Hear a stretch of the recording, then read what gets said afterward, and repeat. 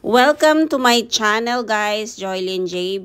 So ayan guys, papakita ko ngayon, hindi muna tulips kasi may ibang variety ng flowers na nandito sa pinuntahan namin sa Tulips Festival. Pero may iba din siyang part na ganito, mga, ewan ko kung anong tawag dito, daisy ba siya?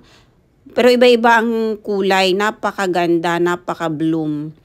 And maganda talaga ang flowers kapag fresh. Ayan, oh, red na red talaga, guys. Meron din ibang klase ng flowers, guys, na hindi ganito. Yung maliliit siya. Ewan ko, basta makikita nyo yan sa kalagitnaan ng video hanggang sa dulo. Meron iba-ibang flowers, pero napakaganda. Ganito din siya, colorful at saka bloom na bloom yung flowers na yon. Yung iba nga hindi pa siya nagbulaklak pero madali lang siya mag-open. Tingnan mo to guys, napaka open na open talaga. Ayan, lahat na napakaganda. Kaya kung pupunta ka sa mga ganito, kailangan ready ka sa yung costume kasi madami kang mapagpicturan. Ayan, dahil sa dami ng bulaklak, hindi lang tulips din. So, ayan guys, enjoy the rest of the video. Hope na mag-enjoy kayo sa mga mahilig ng bulaklak. Ayan. Dahil ako talaga, mahilig talaga ako sa mga bulaklak.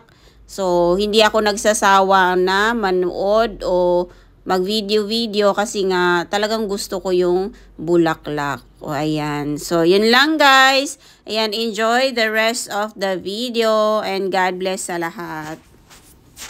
So, ayan, ito pala yung sinasabi ko pala guys na maliliit siya na bulaklak. Pero ang ginawa nila, kumpol-kumpol. So, di ba ang ganda tignan? Lahat yan fresh. Ayan. Parang siya, parang yung dahon niya is parang strawberry. Parang strawberry yung dahon niya. Pero ang ganda ng mga bulaklak. Ang ginawa nila, kumpol-kumpol para kasi maliliit siya. Maliliit. So, dinisign nila napakumpol-kumpol yung mga O, diba? Napakaganda. Ganun lang guys. Ayan. Thank you for watching.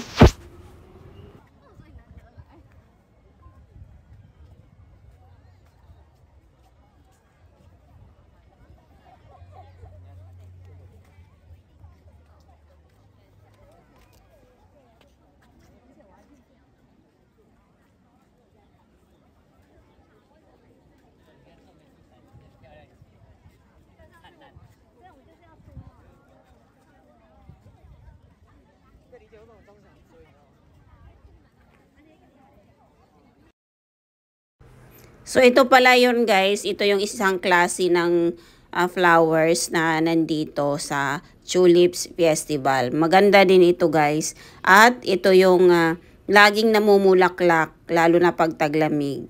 O, diba? Napakaganda. Purple, pink, blue. Ayan, may red din siya. Itong maganda.